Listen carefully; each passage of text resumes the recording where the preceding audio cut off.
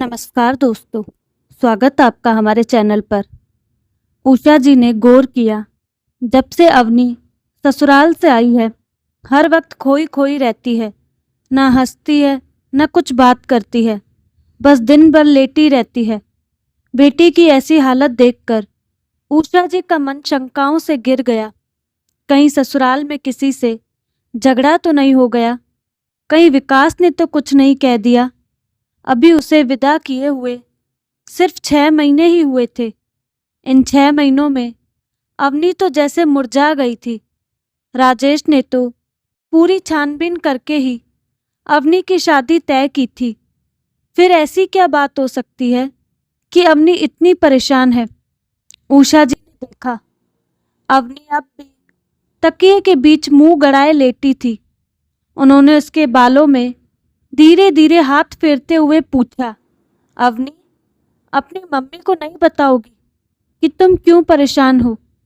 इस तरह चुपचाप खामोश रहने से, अपने आप को अंदर ही अंदर जलाने से क्या किसी समस्या का हल निकल सकता है?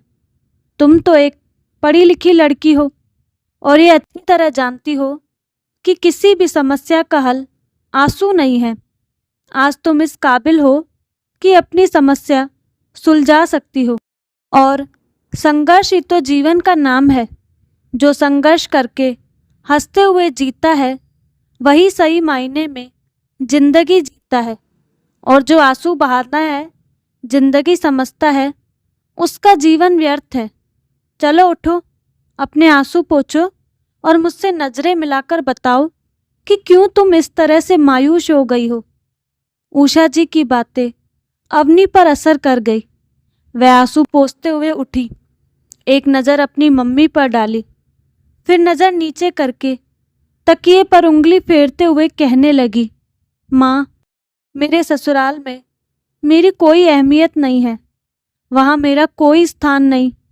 सब लोग मुझसे बहुत दूर है। अवनी को बीच में टोकते हुए उषा जी ने पूछा, यह तुम कैसे कह सकती हो कि ससुराल में तुम्हारी कोई अहमियत नहीं? हाँ माँ, यह सच है कि ससुराल में मेरी कोई अहमियत नहीं है। विकास की नज़रों में मैं अच्छी बीवी नहीं हूँ। हर वक्त तू मैं होती रहती है। माँ, हर फैसले, हर बात जेठानी यानी भाभी जी से पूछकर किए जाते हैं। पूरे घर में उन्हीं की हुकूमत चलती है। विकास के लिए तो भाभी जी ही सब कुछ है। उनके दिल में मेरे लिए कोई जगह नहीं। महीने का पूरा वेतन वे भाभी जी को ही देते हैं, जैसे मैं उनकी पत्नी नहीं, कोई गैर हूँ। यह बात सच है कि वे लोग मुझसे व्यवहार भी गैरों के जैसा ही करते हैं। अपनेपन से कोई मुझसे बात तक नहीं करता। वे लोग आपस में बहुत प्यार से और हिलमिल कर रहते हैं, पर मुझे उनमें शामिल नहीं करते। तन्हाइयों से बड़ा व्यर्थ जीवन गुजार रही हूँ। मम्मी, मैं वहाँ। और अवनी कहते कहते रुक गई। हाँ तो फिर आगे कहो, मैं पूरी बात जानना चाहती हूँ। मम्मी, मेरी भी कुछ सपने थे, इच्छाएं थी, पर अब तो ऐसा लगता है सारे सपने टूट चुके हैं, सारी इच्छाएं मर चुकी हैं। बस यही सोचती रहती हूँ कि यह पहाड़ से जिंदगी कैसे गुजरेगी।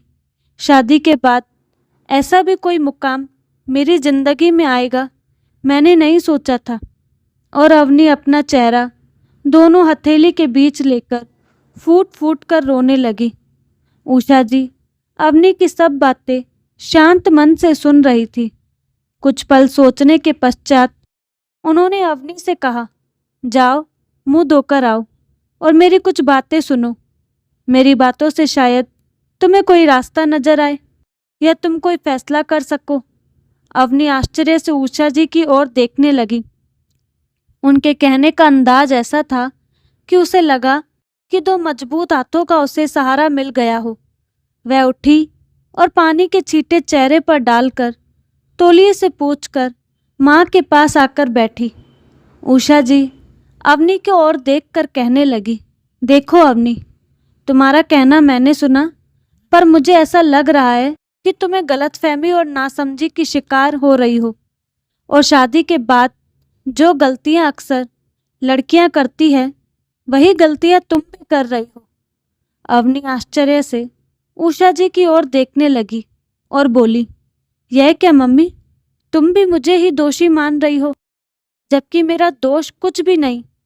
देखो अवनी, बेटियों की गलतियों पर पर्दा डालकर उनका हरा भरा उपवन उजाड़ डालते हैं हम।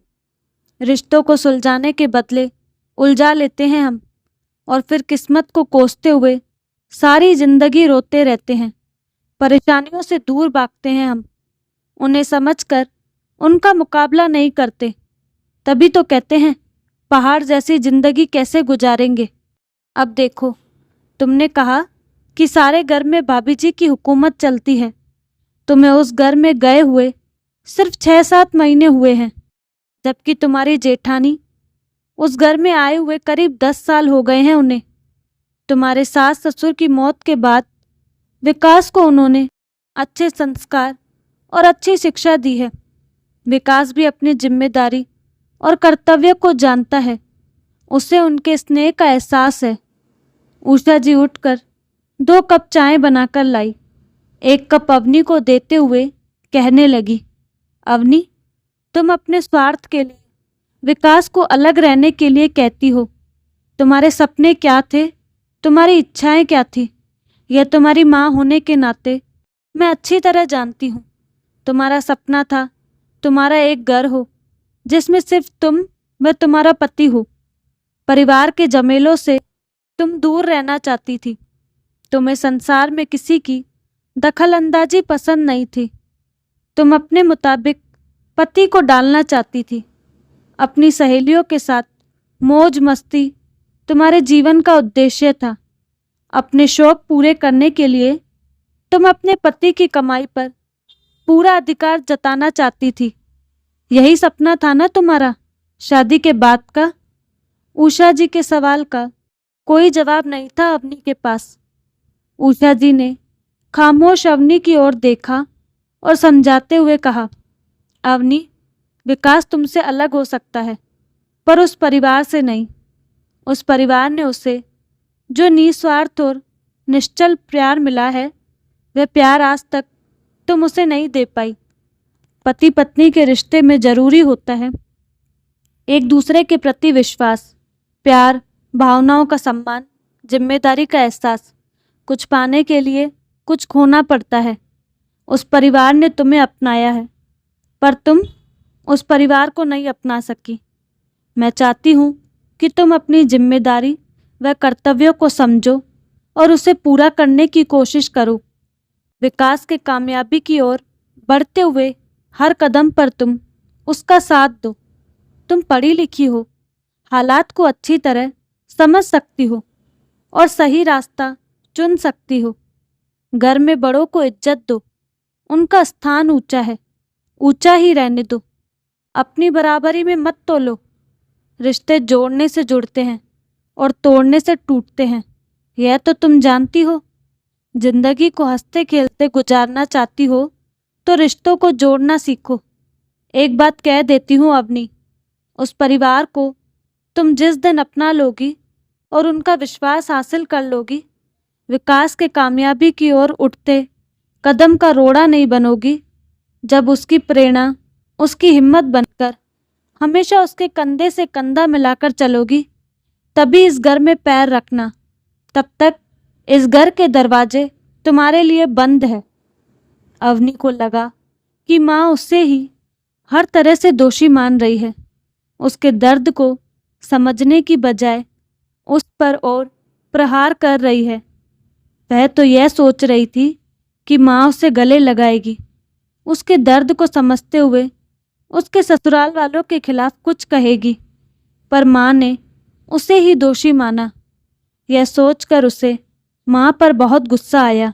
वह उठी, साड़ी ठीक करके बिखरे बाल संवारे और बैग उठाते हुए कहा, मैं जा रही हूँ। मैं ये भूल गई थी कि अब यह घर मेरा नहीं रहा। शादी के बाद माता पिता के लिए बेटी बेगानी हो जाती है। उषा जी कुछ कहती इससे पहले ही अवनी वहां से निकल पड़ी। वह मन ही मन सोचने लगी, इससे ज़्यादा तो वह विकास के पास ही खुश थी। बस में बैठे बैठे वह अनेक विचारों से घिर गई। क्या गलती उसकी ही है? सच्ची तो कहा था माँ ने, विकास उस परिवार को छोड़ नहीं सकता। उस परिवार में ही उसकी खुशियां हैं।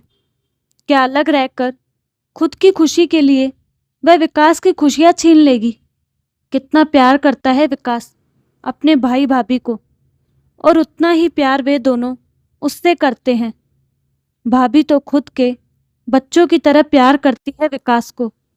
उस प्यार में न स्वार्थ है न दिखावा, सिर्फ प्यार है। जैसे उसके कुछ ख्वाब हैं, इच्छाएं हैं, भाभी के भी कुछ ख्वाब, कुछ इच्छाएं रही होंगी, मगर उन्होंने परिवार को ही ज़्यादा अहमियत दी। उनका सब कुछ उनका परिवार था। घर के सदस्य का दुख उनका अपना दुख था। तभी तो भाभी जी सभी के दिलों पर राज करती है। अवनी ने अपने आप को बदलने का प्रण कर लिया और वह भाभी जी के नक्शे कदम पर चल पड़ी। वक्त गुजरता गया। अवनी की मेहनत रंग लाई। वह विकास, भाभी जी, बच्चे सबकी दुलारी बन गई। विकास की सच्ची हमसफर व उसकी प्रेरणा बनकर हर सुख दुख में उसका साथ दिया। हर कार्य में, चाहे वह ऑफिस का हो या घर का, उसने विकास को पूरा सहयोग दिया। विकास अपने भाई की सहायता से एक फैक्ट्री का मालिक बन गया। कल उसकी फैक्ट्री का उद्घाटन समारोह था। उनके सभी रिश्तेदार और करीबी मित्र उस समारोह में शामिल होने वाले थे। आज उसे मम्मी पापा की बहुत याद आ रही थी। अवनी चाहती थी कि उसके मम्मी पापा और भाई उस समारोह में शामिल होकर विकास को उसकी कामयाबी पर बधाई दे, पर यह संभव नहीं था। लंबे समय से उसने मम्मी पापा की कोई खबर नहीं ली थी और न ही उन्होंने उसकी। वह तो नादान थी। क्या उसकी नादानी माफ नहीं की जा सकती थी?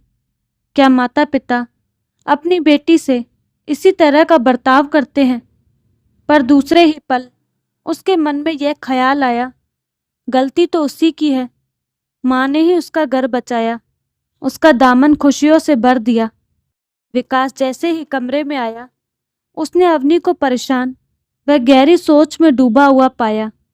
उसने अवनी के करीब जाकर उसका हाथ अपने हाथों में लेकर पूछा, क्या बात है अवनी? परेशान नजर आ रही हो।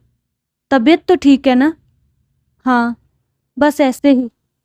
कुछ बात तो जरूर है जो तुम मुझसे छिपा रही हो। मैंने तुम्हें इतना उदास पहले कभी नहीं देखा। मुझसे कह लेने से तुम्हारे दिल का बोझ कुछ हल्का हो जाएगा, शायद परेशानी भी दूर हो जाए। विकास, मुझे मम्मी पापा की बहुत याद आ रही है। मैं चाहती थी कि इस खुशी के मौके पर वे भी शामिल होकर तुम्हारी कामयाबी पर गर्व करें, मुबारकबाद दे, पर ऐसा नहीं हो सकता। हमने उन्हें कोई खबर नहीं की। विकास, जिन मम्मी पापा ने मुझे बड़ा किया, ढेर सारा प्यार दिया, अच्छे संस्कार और अच्छी शिक्षा देने की जिनकी हमेशा कोशिश रही, मैं कितनी गलत थी। मम्मी की सही शिक्षा को समझ नहीं सकी, उल्टा नाराज होकर उनसे इस तरह नाता तोड़ा जैसे मैं उनकी बेटी नहीं हूँ। कहकर अवनी अपना चेहरा दोनों हाथों के बीच लेकर सुबकने लगी। विकास अवनी को अपने सीने से लगाते हुए बोला, अपने आप को संभालो अवनी, इस तरह रोते नहीं। कैसे संभालूं? अगर मैं गलत हूँ तो मम्मी पापा तो बड़े हैं, वे मुझे माफ़ नहीं कर सकते। आखिर मैं उनकी बेटी हूँ। अपनी बेटी की नादानी पर क्या इस तरह रिश्ता तोड़ दिया जाता है? उन्होंने तुमसे कहाँ रिश्ता तोड़ा है अवनी? रिश्ता तो बेगानों की तरह तुमने उनसे तोड़ा है। वे तो हमेशा तुम्हारी खबर लेते रहे हैं, तुम्हें याद करते रहे हैं। क्या कह रहे हो विकास? मम्मी पापा मेरी खबर लेते रहे? आश्चर्य से विकास की ओर देखते हुए अवनी ने पूछा। रुको, मैं तुम्हें कुछ बताता हूँ। विकास उठा। दराज खोलकर उसने खतों का बंडल निकाला और अवनी को देते हुए बोला, अवनी, ये सब खत तुम्हारे मम्मी पापा ने मुझे लिखे हैं। वे इन खतों द्वारा तुम्हारा समाचार मुझसे जानते रहे। तुम्हें याद करके तुम्हारे लिए वे कितना तरसे हैं, कितना रोए हैं, इन खतों द्वारा तुम जान सकती हो। उन्होंने तुमसे कभी रिश्ता नहीं तोड़ा। तुमसे, मुझसे, इस परिवार से उन्होंने हमेशा रिश्ता बनाए रखा। मैं तुम्हें यह सब बताना चाहता था, पर उन्होंने मुझसे मना कर दिया। पर मम्मी पापा ने मना क्यों किया? क्या उन्हें मुझ पर विश्वास नहीं था? उस वक्त नहीं था, पर अब है। अवनी, वे चाहते थे तुम इस परिवार को अपना परिवार समझो। अपनी जिम्मेदारी से मुंह न मोड़ो, बल्कि उसे विश्वास और धैर्य से हंसते हंसते संभालो। और तुमने यह सब किया। आज इस परिवार से तुम इस तरह जुड़ गई हो कि यह परिवार ही तुम्हारा सब कुछ हो गया है। तुमने मुझे वह प्यार, वह खुशियाँ दी जो मैं चाहता था। तुमने हम सब का विश्वास हासिल कर लिया है। तुम्हारी मम्मी का जो सपना था वह तुमने पूरा कर दिया। अवनी, तुम चाहती हो ना कि इस खुशी के मौके पर तुम्हारे मम्मी पापा और भाई यहाँ आए? तो वे आ रहे हैं। भैया उन्हें स्टेशन लेने गए हैं। सच कह रहे हो ना? मुझे अपने कानों पर विश्वास नहीं हो रहा। कितनी खुशियाँ भगवान ने आज मेरी झोली में डाल दी है। ओ विकास, आज मैं कितनी खुश हूँ। अधीर होते हुए अवनी बोली।